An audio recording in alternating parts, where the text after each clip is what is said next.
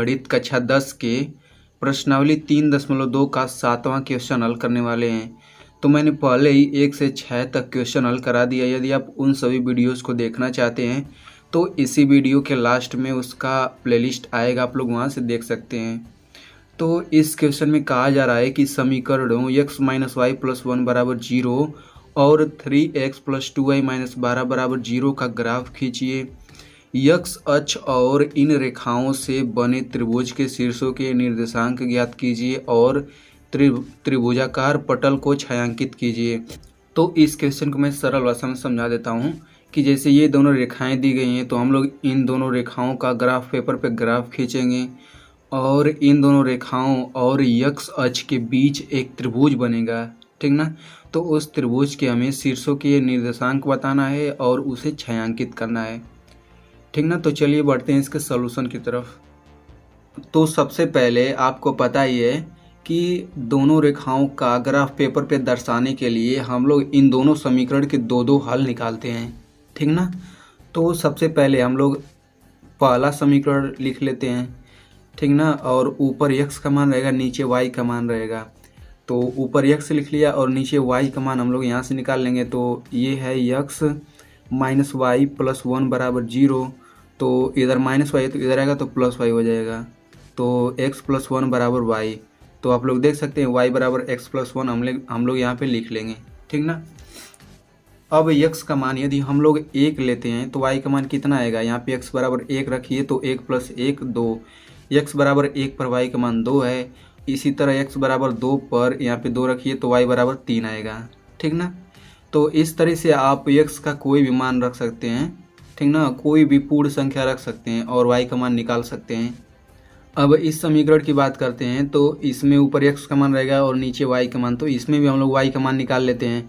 तो 2y हम लोग इधर लिखेंगे और इधर -12 है तो इधर आएगा तो 12 हो जाएगा।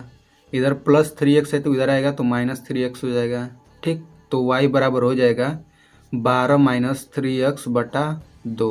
यहाँ गुणा 2 है तो भाग होकर बटा 2 हो जाएगा। तो यहाँ पे ये निकल गया, ठीक ना। अब यहाँ पे यदि हम लोग x का मान 0 लेते हैं तो y का मान क्या आएगा। यहाँ पे x की जगह 0 रखिए तो 3 का गुणा 0 में 0 हो गया, 12/2 हो गया, ठीक ना। तो 2 × 6 = 12 तो यानी कि y = 6 आएगा। यदि x = 2 हम लोग लेते हैं तो 3 दूना के 6 और 12 में से 6 जाए 6/2 यानी कि 3y का मान आ जाएगा, ठीक ना। अब हम लोग x बराबर यदि 1 लेते हैं तो देखिए क्या होता है। हमने 1 क्यों नहीं लिया। यदि 1 लेंगे तो 3 × 3 हो गया और 12 में से 3 जाएगा कितना होगा, 9 बचेगा, 9/2 यानी कि दशमलव में संख्या आएगी। तो हम लोग x का मान वही चूज करते हैं, अपने मन से वही संख्या रखते हैं ताकि y का मान कोई पूर्ण संख्या आए, क्योंकि ग्राफ बनाने में आसानी होगी, ठीक ना। तो अब इस तरह से हमने कौन कौन सा बिंदु प्राप्त कर लिया।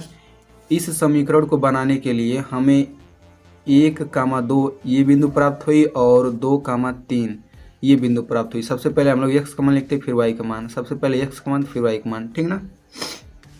तो इस रेखा को दर्शाने के लिए हम लोग इन दोनों बिंदुओं को खोज कर मिला देते हैं, ठीक ना। तो मैंने यहाँ पे पहले से ही बना रखा है।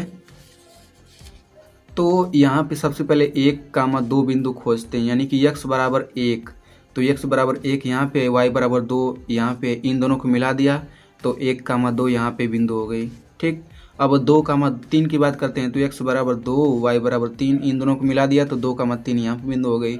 अब दोनों बिंदु मिल चुकी हैं तो इन दोनों को हम लोग जब मिला देंगे तो ये जो रेखा का ग्राफ है इस रेखा का ग्राफ है, ठीक ना।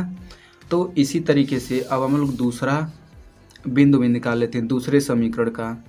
तो दूसरे समीकरण का बिंदु है 0,6 और 2,3, ठीक। तो जिसमें x = 0 होता है वो y अक्ष पे स्थित होता है, ठीक ना। तो इसमें y = 6 है तो y = 6 यहाँ पे है।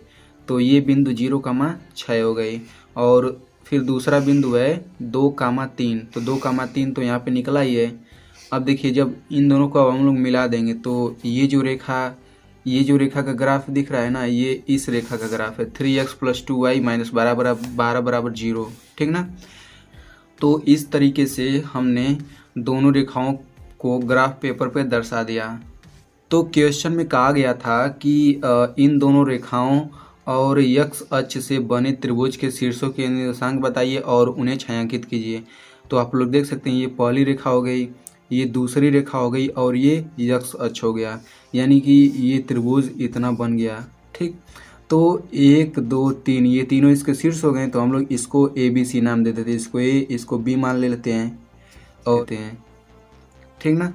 तो यहाँ पे B का निर्देशांक क्या होगा, यहाँ पे देखिए ये -1 से होके जाता है रेखा, तो इसका निर्देशांक हो जाएगा -1, 0।